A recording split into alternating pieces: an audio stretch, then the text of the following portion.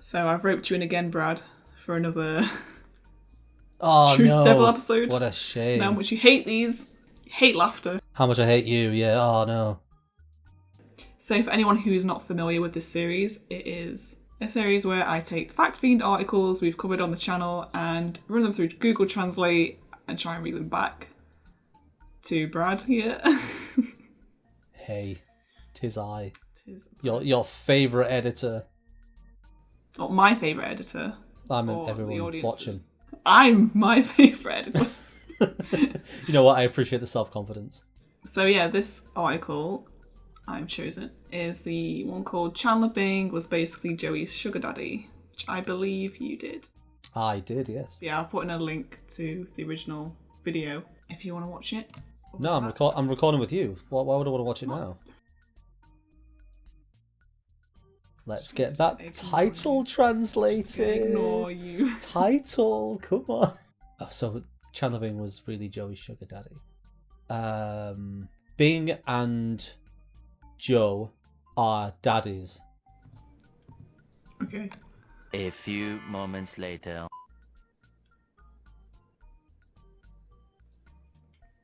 The lips move to the other side of the face expression. Chandler Bing is actually Joanna's father. How? Jerry. So Joey is somehow translated to Joanna. Is that the only difference, really? Well, I'll get daddy turned into father. Actually, I'll run it through one more time, see if I get anything funnier. If not, I'll stick with that one. Yeah, go on. I feel you, Joanna. Now this one just says Chandler Bing is the father of Joanna. It's just... I think it's probably the best we're going to get. Chandler, you are the father. But Brad, serious question. Yes. Are you ready? For Halo Reach! Ready. Doesn't even broken this way. That's going to come up in so many videos of me and you. Dude, so, are you ready for Halo Reach? Ready? Ready doesn't even fucking describe it! Are you ready? Oh, I said it again! For Halo Reach! What's another word for ready? Are you prepared? Be prepared. Do. That's not going to work either, is it? Are you sitting comfortably? Are your ears open? I don't know. Yes, as opposed to them being closed, which is something we humans can do. In the world of Friends, Chandler... For God's sake. Chandler Bang knows two things. Chandler Bang! It's like Monica Bang from that episode. Chandler Bang knows two things. No one knew he had to do his job. Because hell is a job. Wait, so he knows two things. One of those things is that he knows that other people... What? No one... No, he knows that no one knows. But no one knew he had to do his job. Because hell is a job. We know that from Futurama. And working 9 shifts can get you done. 9 shifts? What is that in a week? Poor Chandler. Poor Chandler Bang. Of course, everything worked out. And he was able to work together as a sugar daddy for 3 years. Everything worked out fine. In fact, he's more of a partner to Joe Tribbiani, often referred to as a stud, than any other Game of Thrones actor except Peter Dinklage. I can't speak, I'm too busy laughing. This sounds like something Karl's put in his article, but I can't even think of the link. So, often referred to as a stud than any other Game of Thrones actor except Peter Dinklage. I'm going to try and figure out what Karl's original article said, because he somehow compared Joey to Tyrion or Peter Dinklage. Has he said that Joey gets more ass than any Game of Thrones character, especially Peter Dinklage? It says, a character who throughout the run of the show is near consistently portrayed as a struggling actor with less career prospects than anyone on Game of Thrones that isn't Peter Dinklage. Right, okay. That sounds like Karl. The test will continue according to the current schedule. Joey Digger is in severe pain. Digger. Joey Digger? Joey Digger is in severe pain. And Chandler brutally saves him. The exact value of the... Oh, we're talking about the hernia part. The original says, now a running joke throughout the show is that whenever Joey I can't say it! You can't read the original article. Calm down. My brain needs to calm down. The original says that whenever Joey is up shit creek without a paddle, Chandler will bail him out with any second. Without a second thought, oh my god. Oh, paddle must have turned into dig. So Chandler brutally saves him. Like the hero that he is. Being brutally saved doesn't sound... That's like that guy in... the guy in Incredibles. When Mr. Incredible catches him when he jumps off the building and breaks his spine. That's brutally saving someone. The exact value of the lot has not yet been announced. In fact, Joy Chandler saw the picture as he paid it and looked at the receipt. It's called coconut oil.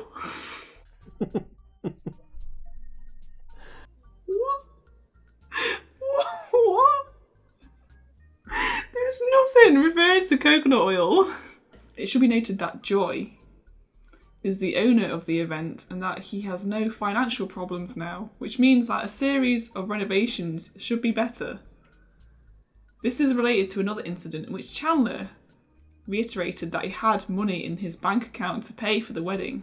I mean, that makes some sense, I guess. Yeah. At the moment, I'm just trying really hard to try and find the links.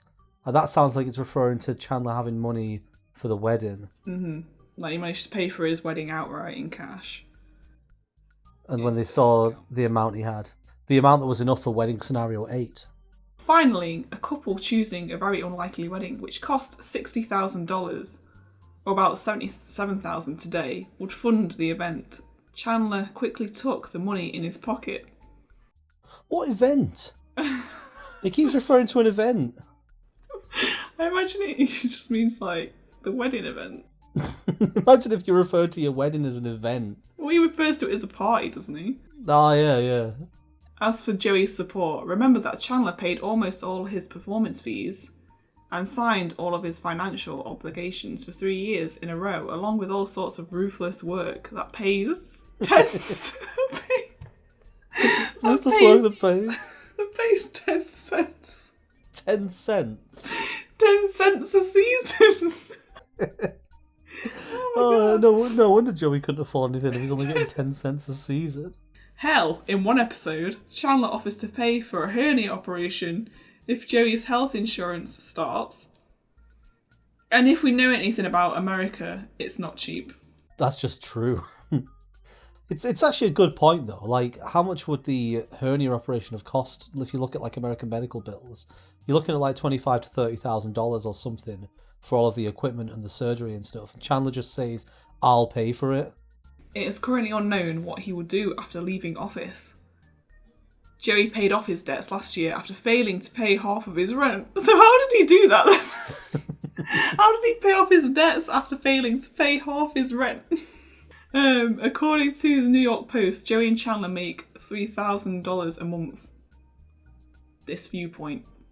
I think this is talking about how much the rent costs for their flat. Because it's a big thing about how they had to add in something about the flat being rent controlled. Yeah. At the end of the series, because everyone was like, "How are they affording such a nice place?" This is something. Actually, this is something that really annoys me in TV shows or films when people are always talking about having crap apartments or crap houses or flats. They're always massive and really gorgeous looking places that are clearly fine, and yet they're inside these places eating and leftover takeaway out of tubs. "Oh, I can't afford anything." It's you're in the middle of a massive city where like, obviously, accommodation must not be easy to come by, and yet you're somehow managing to live in these amazing, expansive, gorgeous, pretty apartments with all the furniture you actually need. If people can't tell, I'm currently house hunting. I was gonna say you can relate like to the struggles of house hunting. Yeah, it's like if you want to get a place that's affordable, if you don't have too much like liquid income at the moment, you have to find a place that's like a cupboard where it's got enough place for like a bed and space to walk around a bed, and that's all you get. And yet these people are living in fucking mansions, like penthouse suites. But oh no, a bit of their furniture's got a stain on it. Oh, they've got no money. Oh no. Instead of asking for a refund, Chandler accepted the 60,000 dowry. A dowry? So Chandler accepted the 60,000 dowry and drinks $30 a day, as if nothing happened. Drinks $30? That can mean one of two things. A, he's an alcoholic and buys loads of like expensive drinks. Or he liquefies water and what? He liquefies his money and drinks it because he's that rich. Tasty money.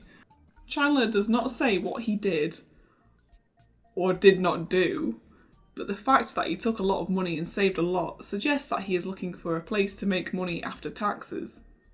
Check 10. 1,000 months. It just ends with check 10, 1,000 months. It just says check 10 full stop. 1,000 months full stop. And then the last line. The coin was so scarce that the contents of the wallet seemed merely a statement. The end. I'm just gazing off into the middle distance trying to figure out what I just listened to. I was hoping we'd get more amusing mistranslations of the name Chandler. I'm a bit disappointed. At least we got Chandler Bang. Maybe I should like run it through more languages that are like symbols rather than words. Because especially if I put in big paragraphs, I'll tend to go for like languages like German, French, Swedish, that sort of thing where it's just like words. Sometimes if you put it through, say Chinese or Korean, and they're all like symbols, aren't they, rather than words. Kanji is what they're called in. I'm not sure if it's all of them or just specifically. Yeah. But like a lot of the time, if I translate it through them, it always complains about it being too many characters.